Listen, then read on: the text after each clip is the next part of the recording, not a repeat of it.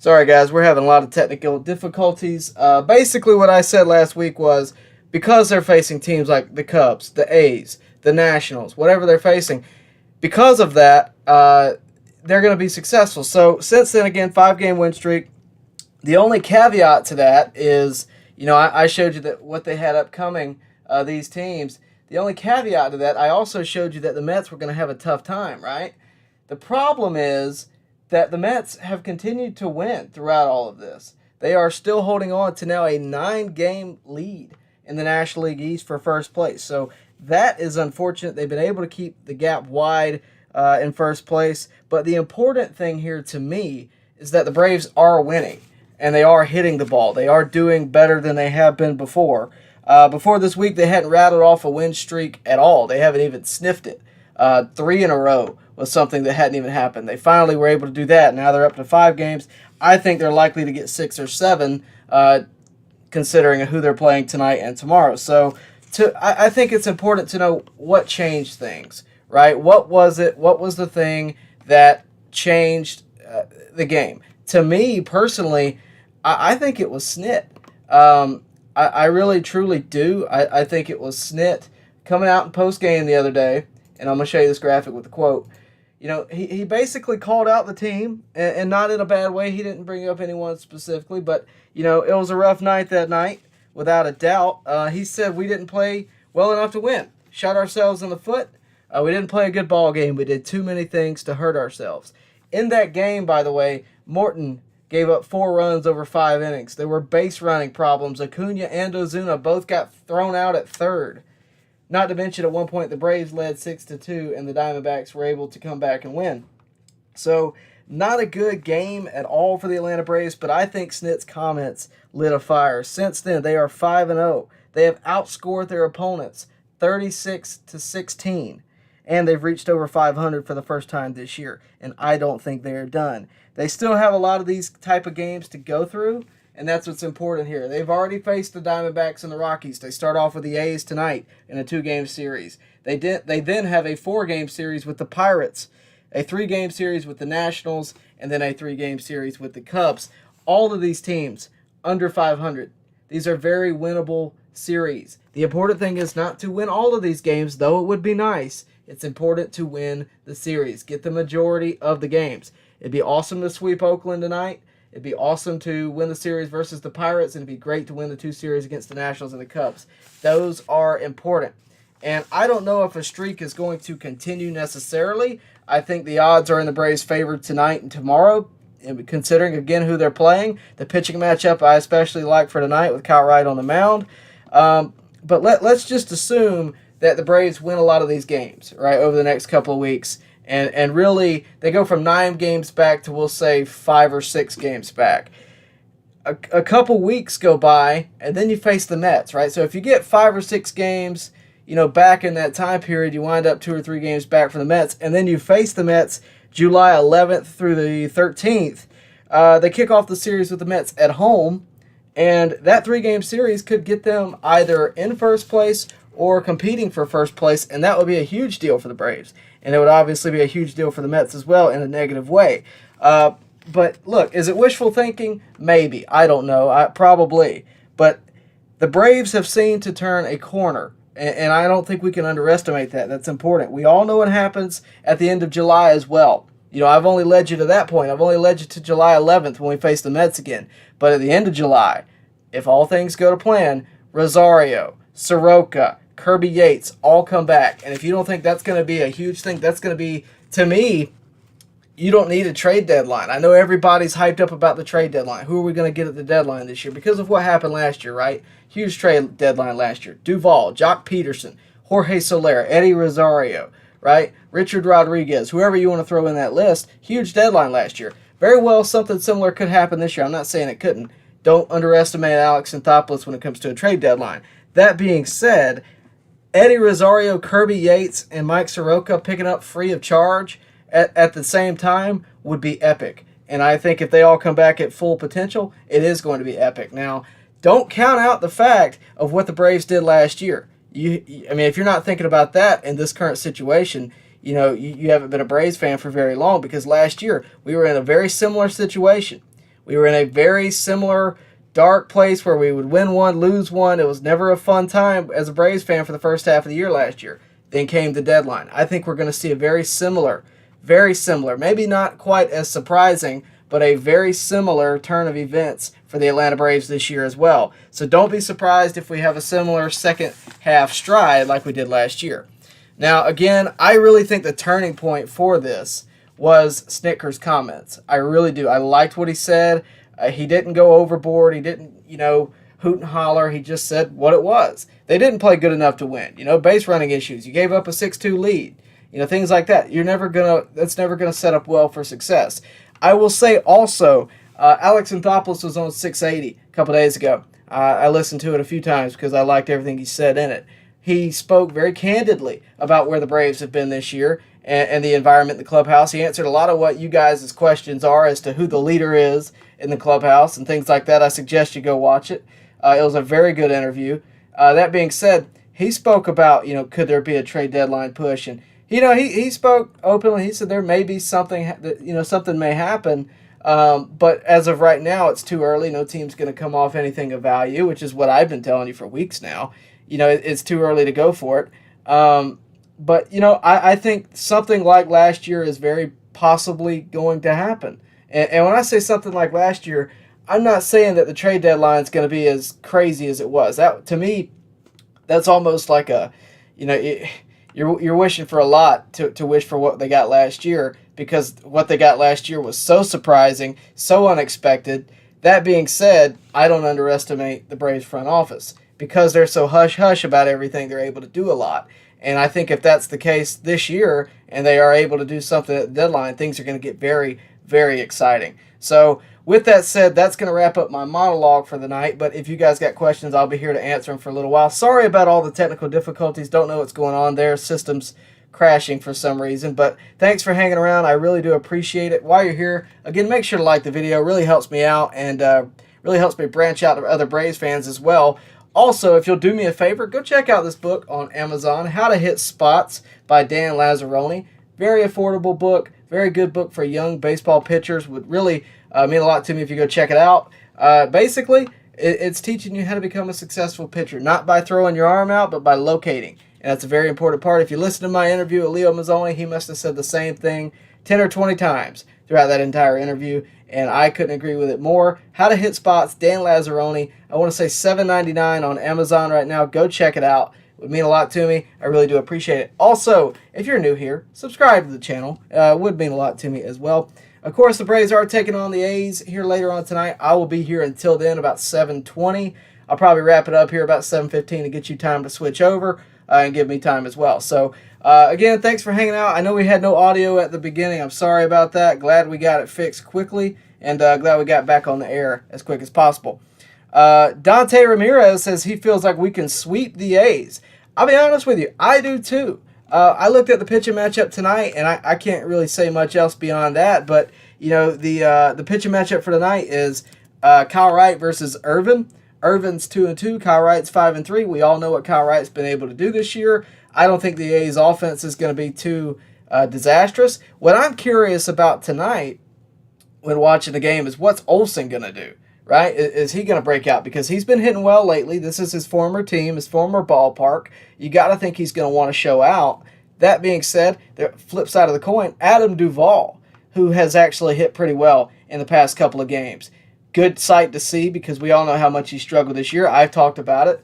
We've hated to see it. We want to see more homers, and that's his game. If you're going to be a 200 hitter, I got to have 30 homers a year. If that's what you provide. So hopefully that's the case, and hopefully he's hit a new stride. Now, granted, when you play teams like this, when you play teams that are under 500, they don't have the best pitching, that's bound to happen. Hopefully it continues throughout the next couple of weeks, and he can get on to where we are familiar with Adam Duvall being. So, yeah, that's how I feel about it, but it's going to be a fun watch. Elijah Smith says the next 12 games, Braves go 10-2. That's a confident statement. Olsen hits 5 homers, and the Braves have the number 2 wild card spot by the Giants series. Now, that would be interesting. If that happens, we did hear it first from Elijah Smith. I appreciate you tuning in. Yeah, so the Braves, again, 2 games with the A's tonight. We'll just assume for your 10-2, they're going to win those. 4 games with the Pirates. I'll give them 3 there, so you're up to 5. And then you just got to win. You just got to win 5 out of the next 6 against the Nationals and the Cubs. I think specifically the Nationals are very beatable. The Cubs probably as well, but the Nationals I think are very winnable games, and hopefully that's the case. Hopefully they continue to do what they've done these past 5 games. What's up, Jameson? Thanks for tuning in. Tice, he said he would love Stroman at the deadline.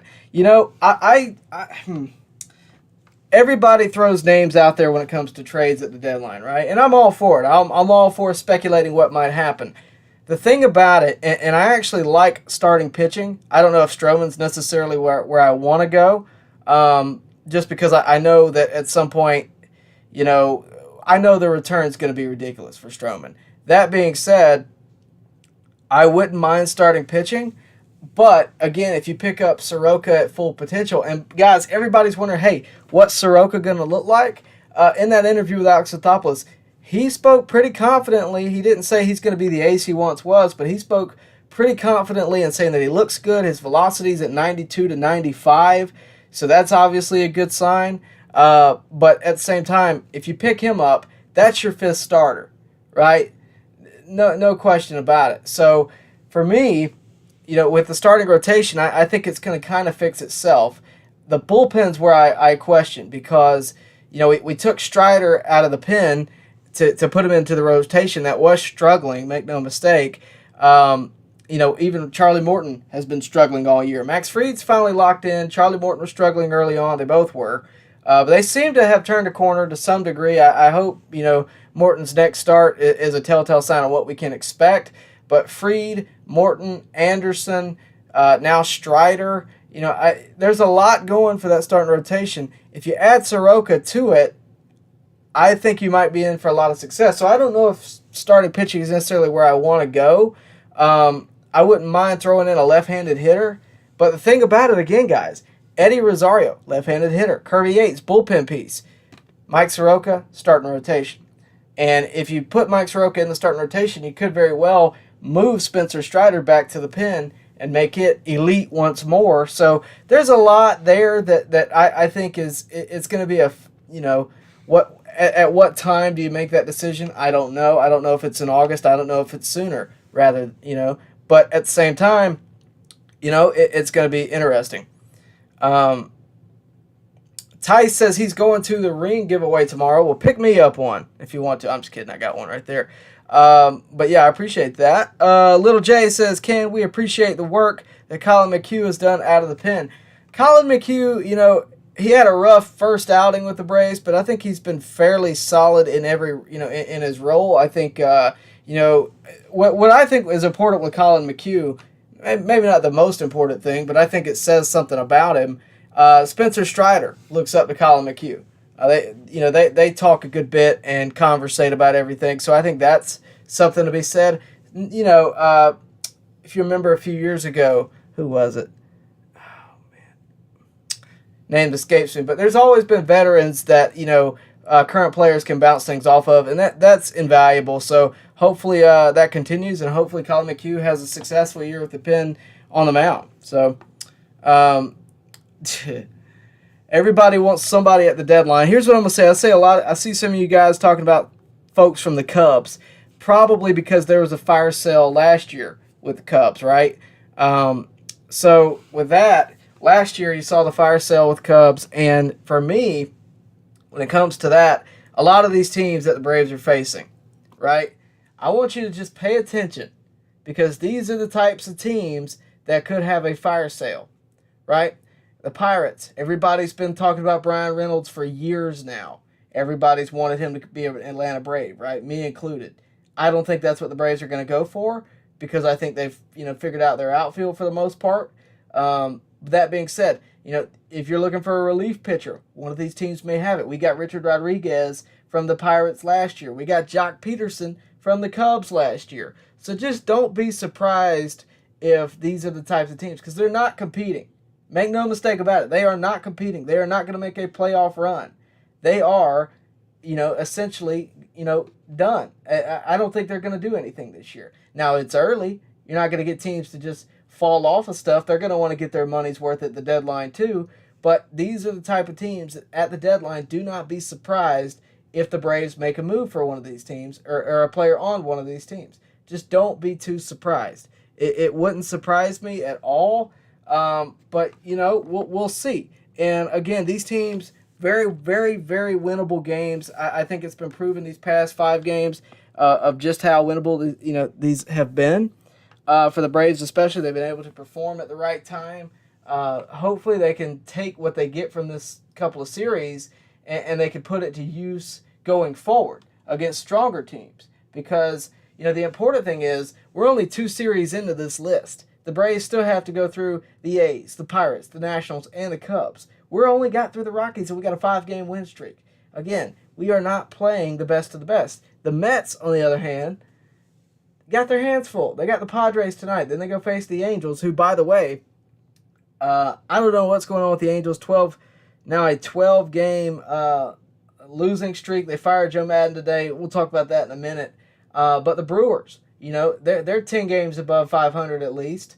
The Marlins, they're no great team at all, but they are pesky in the division. Make no mistake about it. So I think it's interesting. I think it's worth talking about. But I think the Mets are going to have their hands full, especially with the Padres and the Brewers. And hopefully they'll be able to take some losses and the Braves get some wins all at the same time. Wilmer Chinchilla says right there, Angels fire sale may be incoming. I was surprised with that news, and I'm kind of going to go on a rant here for a minute. Everybody has an opinion on, who should be hired and who should be fired, right, in Major League Baseball. It's part of the game. It's part of the fanhood, and I understand it. Lord knows how much we talk about how much Snitker should be gone. I don't, subscribe to that idea, but a lot of people do, and a lot of people, fluctuate on that idea depending on the time of the year. But there's this just thought that I don't understand, right? The Phillies, Joe Girardi. I know Philly fans wanted Joe Girardi gone. I understand that. I know that Angels fans are probably frustrated with Joe Madden and the Angels right now after a 12-game losing streak. But I have a question. Who are you going to find that's better than either Joe Madden or Joe Girardi? Do you really think Joe Girardi is the source of all the problems that the Phillies are having right now? I mean, be honest, right? We're Braves fans, but take a look at the Phillies, operations. They go get Bryce Harper a few years ago. Their GM says we're going to spend stupid money and we're going to be proud of it. Guess what? It was stupid money. That's when you spend stupid money, stupid things happen. And Joe Girardi, is a good baseball man.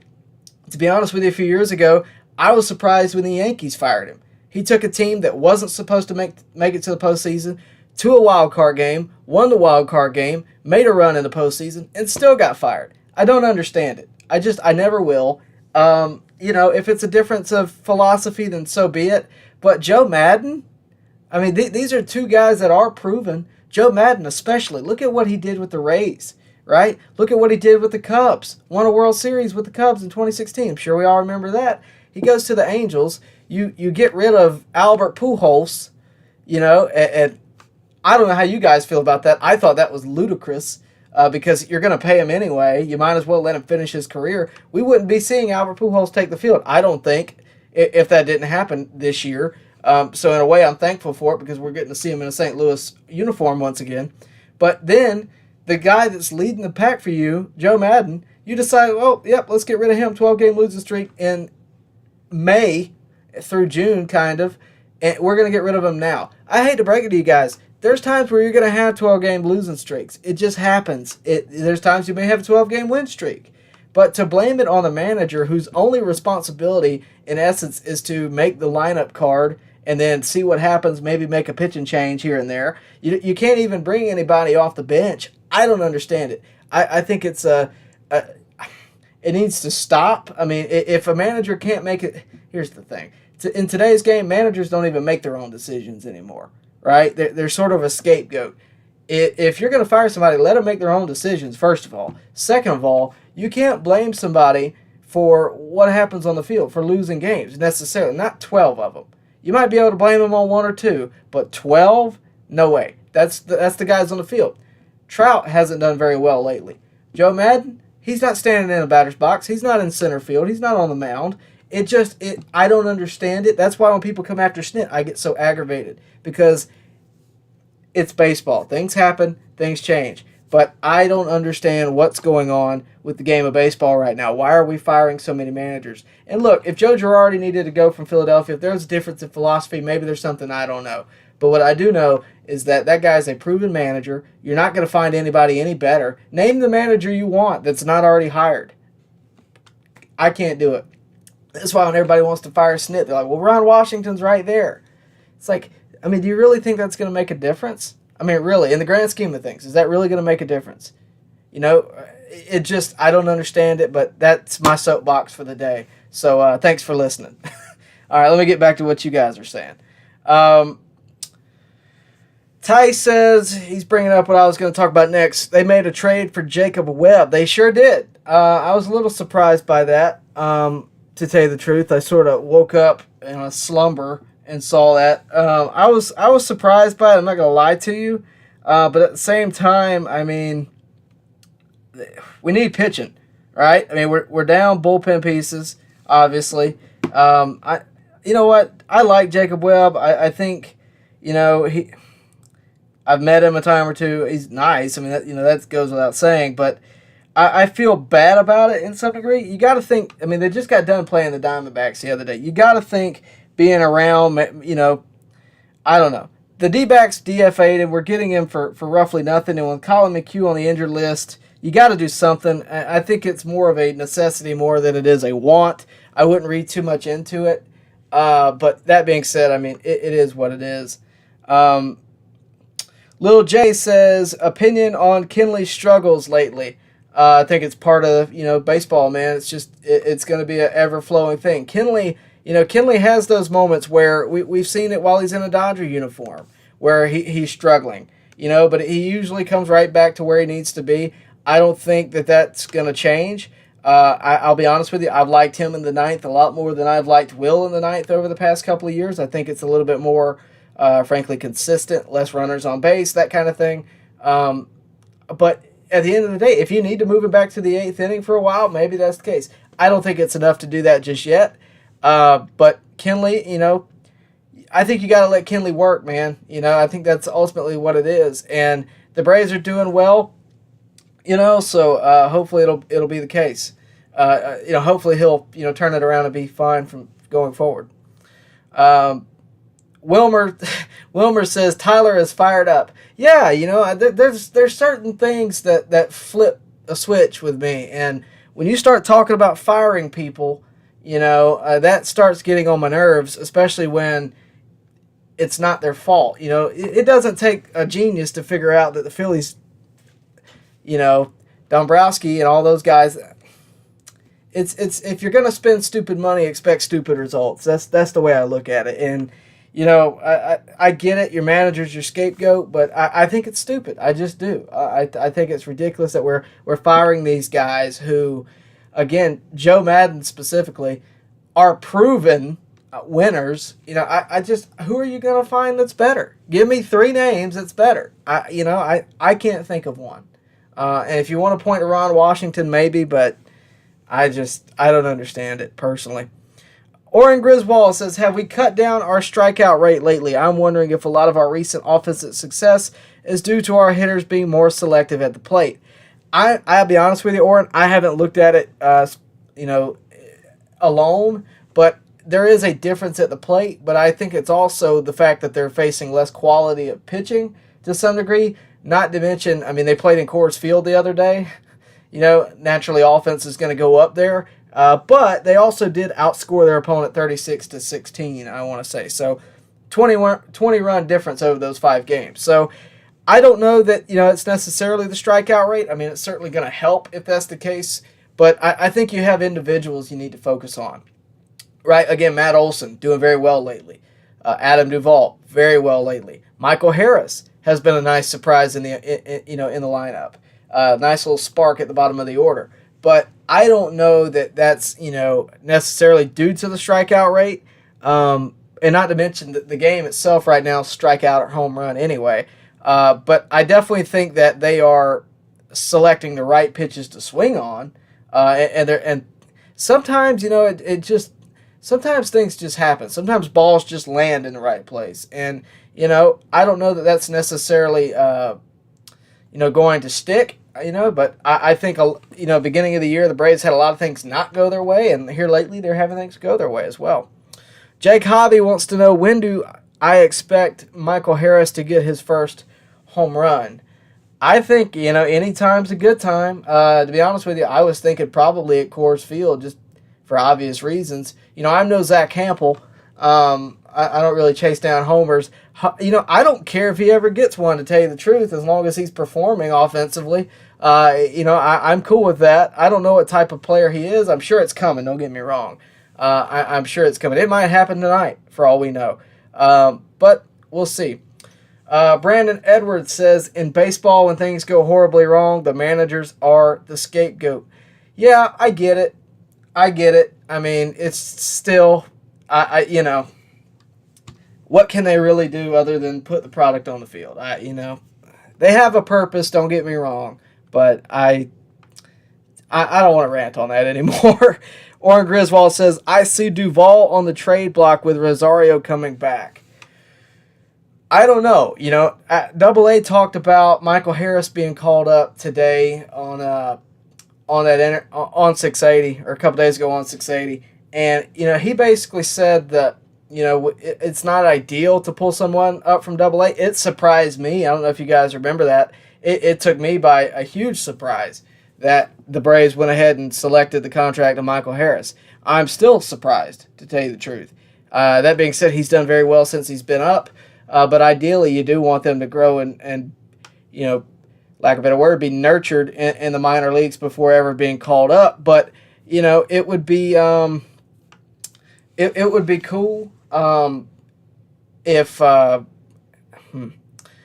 think ultimately you just have to with Duvall and Rosario, right? You want Duvall on the trade block, but I don't know that when Rosario comes back that Michael Harris is necessarily going to stay at the major league level.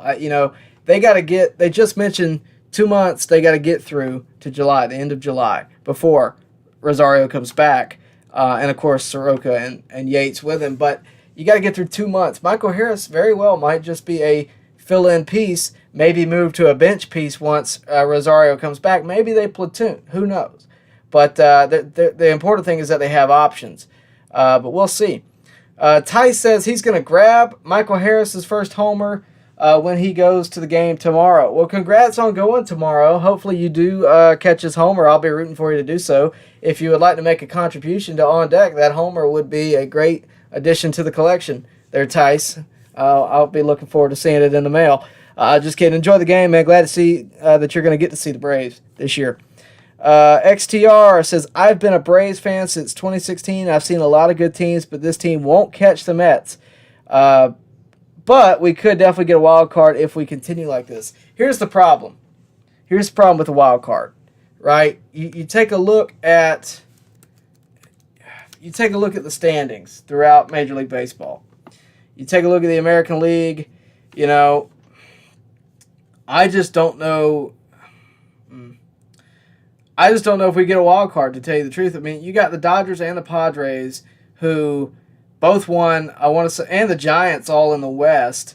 I mean, I think all three of them flirted with 100 wins last year. They're all leading us currently. The Giants by 1 game, the Padres by 4, or by 5 in the win column. So, and the Dodgers even more than that. So I don't know if a wild card is necessarily in the cards. I think the important thing is to focus on winning the division. A wild card would be nice, but focus on winning the division. Catch the Mets. Here's the thing, guys. I know a lot of people are saying we can't catch the Mets. It's very, very early. It's very early. We are in June. Think about how far the Braves came back last year from August on. We were never 9 games back, but we have plenty of time to turn it around. Again, I just showed you the graphic right here. You got about 12 games coming up, right, that are very winnable. A's, Pirates, Nationals, Cubs. They're all very winnable games. Your rotation seems to figured itself out. Your bullpen's better. Your offense is firing off on all gears. If you can just get 3 or 4 games here, you got a 3-game series with the Mets July 11th. We have a chance. Do not say that the Braves don't have a chance. Keep in mind, the Mets are also down Scherzer and DeGrom right now, and it hasn't made a difference as of yet, but it may. Give it time. At some point, that house of cards is going to crumble. So we'll see what happens, but I appreciate you watching XTR. I disagree with you. I think that the Braves still can win the division, and I think they're going to have to win the division for a postseason run. Brandon Edwards says, sorry, lost you. Lil J says, when pitchers figure out Michael Harris and he goes through rookie woes, what do you think that hole might be? I've noticed he struggled with velo a little. I think every player finds something, right? For Austin Riley, it was that he couldn't lay off the slider outside the zone. That kind of thing. And he figured itself out. I don't know that velo is necessarily the problem. I think ultimately it's just... We'll have to wait and see. I think, for Riley, it was he could mash a fastball. Off-speed stuff gave him trouble. With Michael Harris, it may be, that he hits off-speed really well, but can't catch up to the fastball if he's not looking for it. So I don't know what it's going to be. We're going to have to wait and see. He's going to make his own run. But here's the other thing about that. Speed never slumps. The dude's great in center field, and he's a good base runner. If nothing else, I think he's a decent bench bat, maybe against lefties for right now. But I think it's good. I think he's going to be at least in the lineup until Rosario comes back, and at that point we might make an adjustment. But don't root against him. I know everybody's like, all right, is he up for good? We don't know that, but what we do know is he's here for now. Wilmer says, Ty says he'll have to give that ball back to him. For sure, give it back to him. Don't be that guy. But get a couple signed jerseys and ship one my way, okay? Coach K, any trades at the deadline? Here's the thing, Coach. I don't know if you're just tuning in. We've been kind of talking about it. Here's my thoughts, right? You're getting, at the end of July, you're getting Soroka, you're getting Rosario, and you're getting Yates back if all things go to plan. Now, if those three things don't happen, in some form or fashion, if we don't get Rosario back, if we don't get Soroka back, at that point you might make a trade. I'm looking at it, and there might be something at the deadline, just a piece to add on, but you look at the infield, right? Darno, Olsen, Ozzie Albies, Dansby, Riley. There's no hole there. You look at the outfield right now, maybe, but Rosario's, ultimately going to fix that when he comes back. You got Duvall, Acuna, Michael Harris right now, Ozuna if you need him. I don't know that there's a hole there either. And we look at the pitching staff, I think your best bet's probably in the pen if you want to add on. Maybe a starting pitcher if Soroka doesn't come back. But other than that, I just don't see it. I just don't see it. But we will see. We will see. Hopefully we don't have to make any big trades. We lost a lot in a big trade this season before the year even started with Pache and Langoliers being shipped off for Olsen. So I don't know that we're going to see any trades. We'll have to wait until that time. It's a little too early. No team's coming off any pieces. What I will tell you, Coach K, Matzik as well, thank you. We got a lot of guys coming back, and I think it's going to be like picking up a huge just bag of free agents and throwing them onto the roster. I mean, it's going to be a good moment once we get all these guys back, if they perform like we hope they will. Now, that being said, I showed you this graphic earlier. I'm going to show you again. These games coming up are, again, very, very winnable. And if they can make a stride, if they can make a run, Alex Anthopoulos could pull what he did last year with Jock Peterson and go get something. Would be awesome if he went and got a Soler, right? I don't know if that's necessarily going to be the case. I don't know if it's necessarily needed, but it would be awesome. We will see. All right. Rebecca Parrish says, yes, we can catch the Mets. Wait for it. We are slow. Hey, slow and steady wins the race, right? All right, XTR says 100% I think that they can get the National League first place, but wouldn't you think it'd be better later in the season when Scherzer and DeGrom come back. I mean, they are winning a lot of ball games without their three aces. I agree with you. I'm surprised that they're able to do it, to tell you the truth. I really thought it was going to be debilitating, but at some point, the offense is going to crumble. They can't perform all the time, and not say they can't, but I don't think they will. And they might prove me wrong. They've proven me wrong so far, but the Mets always find a way. They always find a way to mess it up. They were leading big last year. Okay? Everybody thought they were going to run away with the division. Everybody thought they were going to run away with the division. And to be honest with you, I thought our chances were slim. And it's just easier for me this year, knowing what I know happened last year, with hindsight, to look at it and go, well, not yet. I'm not confident in saying that it's over just yet.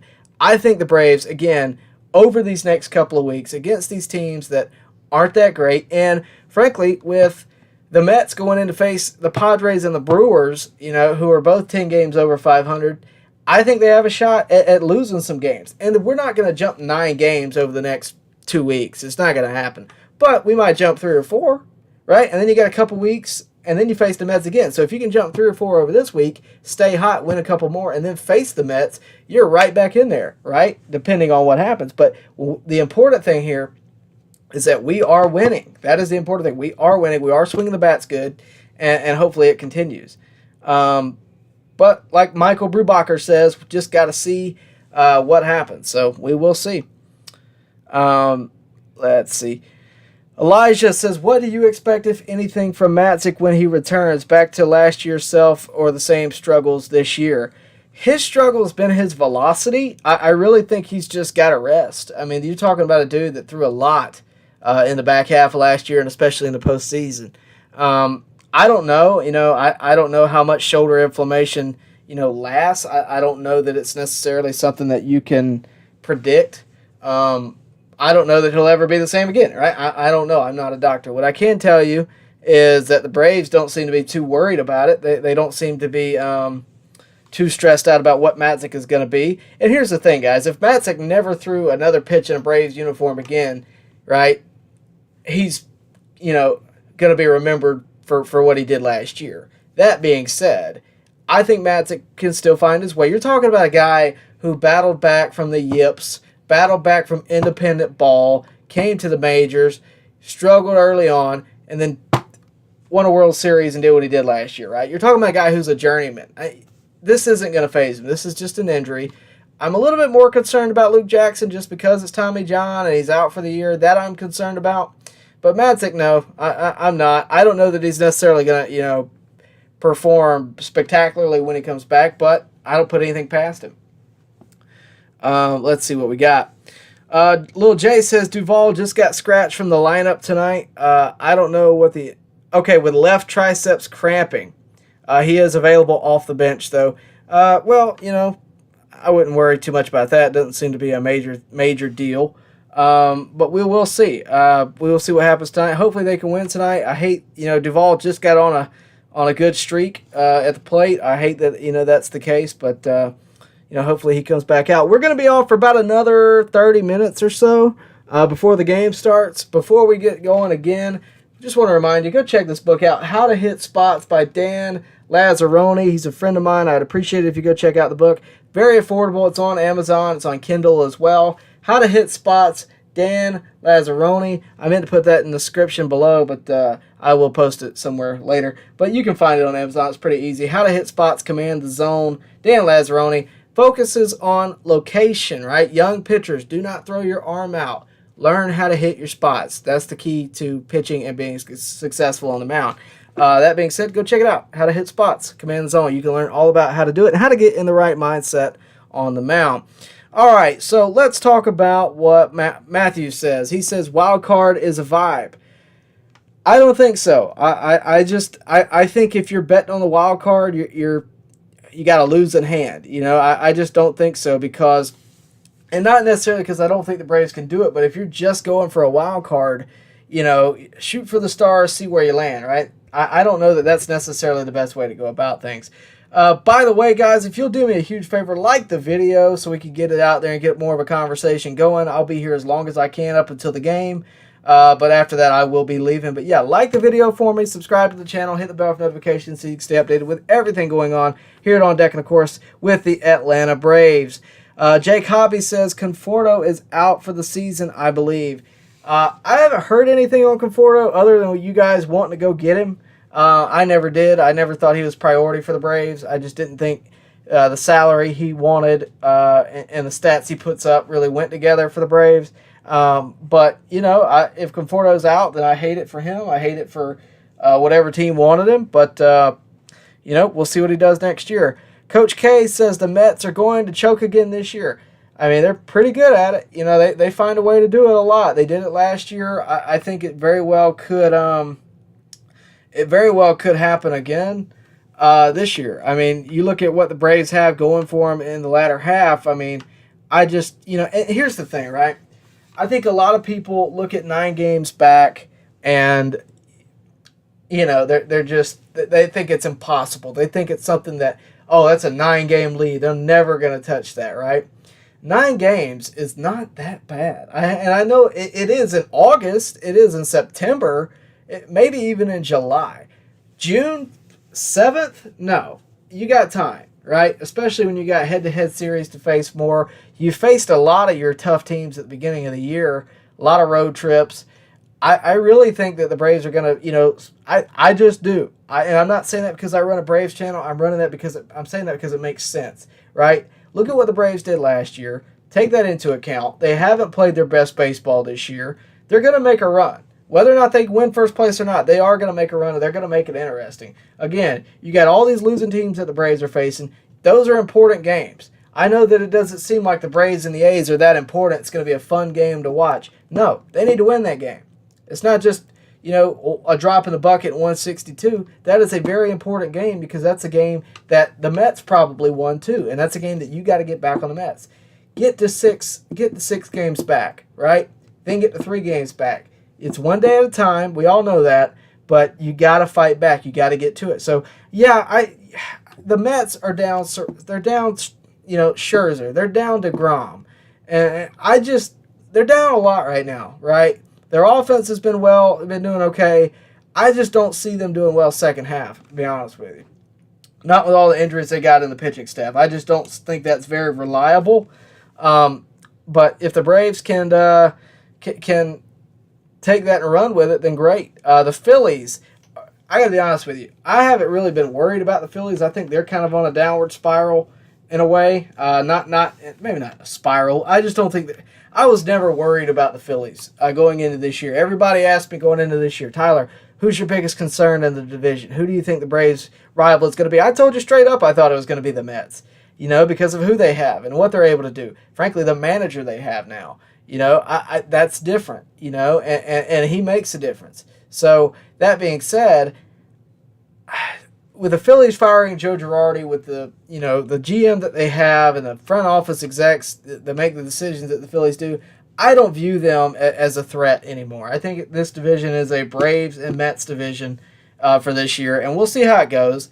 But yeah, I don't worry about the Phillies, Coach K.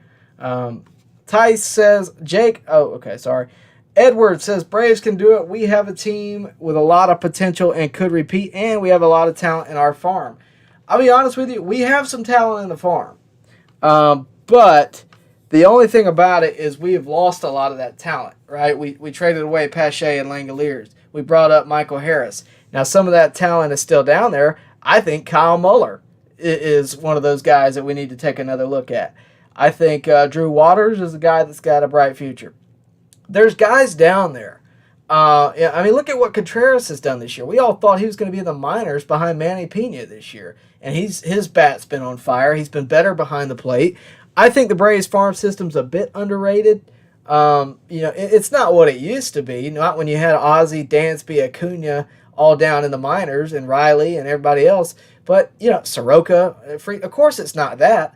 But you brought all those guys up. You might have those 3 or 4 pieces down there to add on that really makes a big difference. So I think it's a bit underrated. I think it's got some sparks down there that are going to be, young talent that come up and really make an impact. Contreras has been one of those guys this year. Strider has been one of those guys this year. So there's plenty in the farm, but it doesn't get the rating that I think it probably deserves. Coach K, when everyone returns in July, it's going to be really scary for everybody. Yeah, we'll see. We will see. And I thought the trade deadline. If you go back, if you need something to watch tonight after the game, go back and watch the live stream from the trade deadline last year. I did it on the channel last year. It's probably about an hour long, and I think we got Richard Rodriguez while we were on the air, and that was something that I thought would happen. So that was nice to see. But it was crazy last year. I think we're going to have a very similar chain of events. If nothing happens at the trade deadline, just getting Eddie Rosario, Kirby Yates, and Mike Soroka back would be huge for the Braves. But we will see. Spartan King says our 40-man roster is stacked with young talent. I just mentioned a lot of those names, and I agree with you. But I don't think, again, that the farm system is going to get the credit it deserves. Becker says, you think Ozzie gets it together soon? He's leading the team with leaving runners on base. That left-handed swing is getting old. If I've said it before, I've said it a million times. I wish Ozzie Albies would pull a Cedric Mullins and just switch to one side of the plate and stay right-handed. I think he'd be better suited. He feels that he does better left-handed against righties, and that's his decision. But I think he'll get it together soon. No slump is going to last forever, unless your name is Chris Davis. So hopefully he gets it together. But I do think that switching and just being a right-handed hitter would be a good move for him. What's going on, Jameson? Good to hear from you, man. I appreciate it. He says he still feels like we can run down the New York Mets and win the division. I completely agree. Is there a concern with Charlie Morton's performance? Yeah, a little bit. I'm not going to lie to you. This year there's definitely been some concern there for me. And mainly because of what we knew happened last year, right? We knew the broken leg happened. That's part of my concern. Shortened spring training added on to my concern. The ball being different every inning, apparently, is something else that added to my concern. There's been a lot of things that have led to some concerns with Charlie Morton. His age, there's things to be concerned about, but I think you got to take it a day at a time and see what he can give you. I think he's still got plenty in the tank. Leo Mazzoni said the other day that he's got top flight stuff. I agree with him. So there's a concern there, but it's not so much a worry. It's more of a, let's just keep an eye on that, right? I think that's the better way to look at it. He also says, this is Jameson, by the way. He says, let me try my luck again. Does anybody remember America Room? They were down 13 games to the Giants, and we ran them down in the division. Yeah, so, I mean, that's the thing, right? 9 games, it sounds like a lot, especially for casual fans, for new fans of the game, that kind of thing. It stinks, don't get me wrong, but it's not debilitating. It's not something that's going to completely take you out. Aiden wants to know, have I heard anything about Eddie or Soroka coming back? Yeah, Alex Anthopoulos talked about them 2 days ago. We just talked about this, but I don't mind saying it again. Basically, he said, this is what he said, and I thought this was actually pretty interesting. I'm kind of glad you asked this.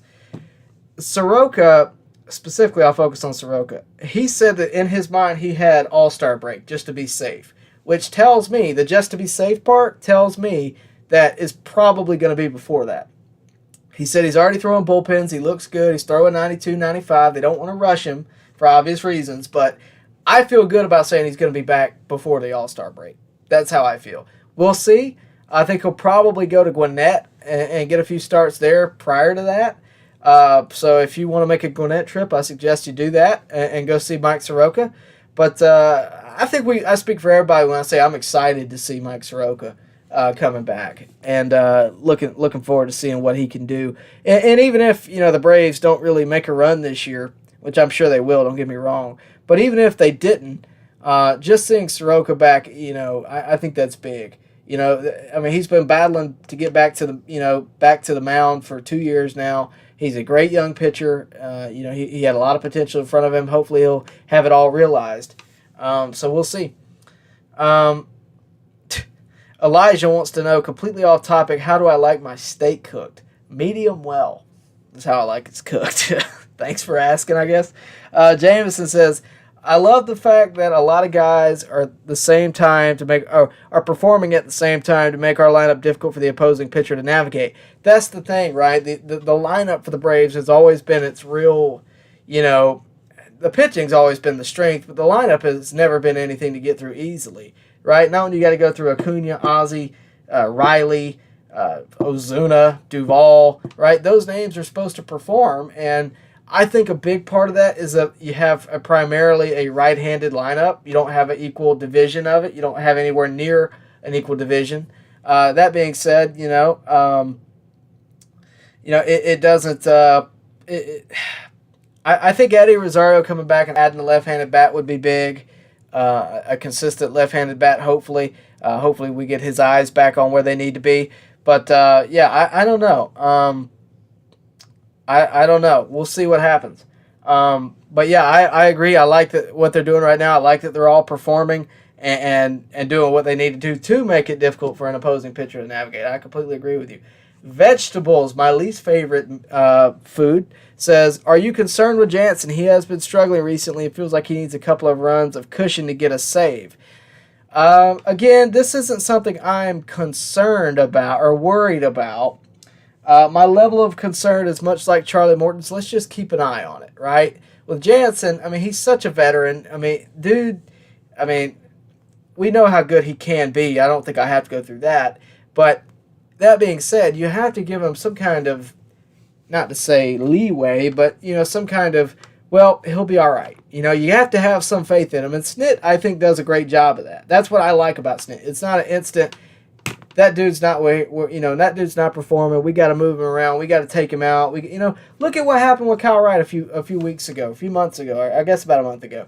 He left him in the game after walking the bases loaded, and he got out of it, Same principle, maybe a different case here, but you're talking about a guy that has been on the highest level, performed at the highest level, and been successful, right? You can't just immediately, he's struggling, we gotta do something about it. No, you gotta let him work. You gotta let him work through it. So hopefully that'll be the case. Hopefully he does work through it and we move past it. Becker says A.J. Minter is having an incredible season. Chances he makes the All-Star team being a middle reliever. I don't know. I think a lot of the Braves are going to have shots at winning the All-Star game, to tell you the truth. I don't know that any of them, are not winning the All-Star. I think they have a lot of shots at being in the All-Star game because of, the hype around the World Series and all that. Their name value obviously went up. I think some of them deserve it. I think, my guy, Austin Riley, has earned his spot, if you ask me. But we'll see how the votes come out. You guys are the voters. We're the voters. Let's see what happens, right? Avery says, Jansen is a warrior. Yeah, I agree with you. I think that's the thing about him, right? It's, with Jansen, it's not just that he is a great pitcher. He is, tough mentally, right? And that's something that, that's something that goes, you have to mention that, right? That's important with a reliever. It's not just, does he have a good arm? Does he have good stuff? Is he mentally tough? Can he get through a tough inning? And, base runners don't necessarily mean a bad inning, right? And I think that, you have to let your guy get out of trouble. You have to let him find out what works and that kind of thing. But we'll see. Coach K wants a score prediction for tonight. I'm not going to give you a score prediction. I'm going to tell you I think the Braves are going to win based on who's on the mound. If you want, you know what? I'll do it. I'm going to say 5-1 Braves, but I could be wrong. Vegetable says, I feel like Olsen's power numbers will be there in the second half of the season. What do you think? Yeah, you look at the back of the baseball card, he's supposed to be at a certain number of homers on average. I think he'll be around there. So I'm expecting a big uptick for him, Ozuna, Acuna, obviously with all the injuries. I don't even say Ozzie. I'm expecting a big uptick at some point for pretty much everybody. At least our usual performers, right? Look at the back of their baseball card. At some point it's got to even out, right? And not everybody's going to have a down year. It just doesn't work that way. So we'll see, but I think at some point you're going to see a big uptick for Olsen. You're going to see a big uptick for Ozuna, and I think you're starting to see little inklings of that. Ozuna had 2 homers a couple of weeks ago in a game. So you're going to have those moments where they rattle off 2-3 homers a game, right? We all remember when Duvall and Ozuna rattled off 3 homers against Boston, right? We all remember that. So there's going to be games like that. Hopefully it's tonight. But, I think that, I think everybody's going to have a big uptick. That's a good question. I'm glad you asked it. But yeah, that's a great question. Jameson says, Will Smith is the one guy that comes out of the bullpen that you do not feel confident that he's going to get the job done. He has been giving away way too many runs here lately. I agree with you. Will Smith probably agrees with you. But, again, you have to trust your guy. You're talking about a guy who pitched the last inning of the World Series, clutched up when it mattered. I get he's struggling right now, but just remember who he was last year. And I'm not saying that's everything, but you got to have some trust there. You got to have, a little bit of faith in what he can do. But yeah, we'll see what happens. Guys, we're going to be on the air for about 10 more minutes. Get your questions in if you can. And of course, like the video for me. I would appreciate it. Hey, before we go any further, I want to throw this at you. I got these made the other day. I got these made the other day. They're on deck stickers. They're one's right here. All right. I posted the other day on my Instagram. If you want one, let me know. I'm going to do the same thing here. If you want one, what you need to do is email me. I'm putting it in the chat right now. Just email me, and I will do my best to get it to you. But I would love to get you one if you want one. Any supporters of On Deck, I really do appreciate it. I'll gladly get you one if we can. So yeah, just email me and I'll see what I can do for you. Okay. Again, On Deck stickers right there. And if you'd like to donate, I would appreciate it. Obviously. Progressive Knowledge says, "What's your predicted games back by the All-Star break?" I say Braves will be 5 games behind at the All-Star break. I'm gonna say 3. And I know that's like, ooh, he said 3. I think we have time to get 6 games back by the All-Star break. I do. And it's you're talking about a 1-game difference between me and Coach K and a 2-game difference between you, Progressive Knowledge. But you think about this, right? I've shown you this graphic, and you're going to fluctuate, right? So I could easily see 5 games. But you look at this graphic, I think you're going to get 3-4 games out of this. I really do. The Mets got to lose at some point, right? They got to. It just doesn't. It just doesn't make sense for them not to. So. I think they're going to get some games back there. I think you're going to get some games back in the weeks to come after that, possibly, maybe 1 or 2. And then you got a 3-game series with the Mets that hopefully you win the series and get a game back. So there's time to get games back before the All-Star break. That being said, there's time to get games back after the All-Star break too. So we'll see. But yeah, I think that's a good question. I'm going with 3. Good question though. Elijah, any advice for getting a sports podcast on YouTube out there? My buddies and I are working on one, but trying to get it out there at first is tough. Yeah, it took me a while. I'm not going to lie to you. It took me a long time. I'm still growing it, obviously. Not perfect. Not the biggest one out there, but we're trying. My advice to you is just do it, man. You just, it's a daily grind. You got to figure out, for me, I got to make time for it. And I love you guys, don't get me wrong, but I have to make time for this. And that gets tough sometimes. But being consistent as much as possible, researching, making sure you have good content, because here's the thing. Let's say you record, 10 things one year, and it's only 10 things. It only gets 15 views, but it's great content. 3 years go by. All of a sudden, these videos start getting lit up, right? Just all of a sudden. It happened to me a couple years ago. Don't know why. It was this random video that just popped off. Can't explain it, don't understand it. But sometimes it just happens. Algorithms are out there, they're important. Learn all that stuff, good thumbnails, all that stuff. Make it where you would want to watch it. That's the best advice I can give it to you. And of course, be friendly to your audience. That's the best advice I can give it to you. But yeah, appreciate the question. And if you ever need a guest, let me know. Progressive Knowledge says, wow, okay, we are talking about the Mets. So yeah, the Mets are known to crumble and fall, guys. Let's just remember who we're talking about. And I'm not saying that, I know that sounds ignorant, but until the Mets show me something else, that's what I'm going with. So we'll see. Jameson says 4 games back is the most reasonable for me at the All-Star break. And it is reasonable. I'm going with 3 just because I'm mapping it out in my head, right? I'm thinking we're going to get 3-4 games over the next few weeks, maybe 1 or 2 in between the end of the series with the Nats and the first game against the Mets. So we'll call that 4 games for those weeks. You got a series with the Mets. If you sweep it, you get, 3 games back? If you win 2, you get 1.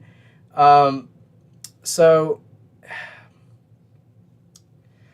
I'm going with 3. I think we can do it. We'll see what happens, but we're going to have ups and downs. I'm going with 3. I know that's a big statement. I know it is, but again, that's what I'm going with.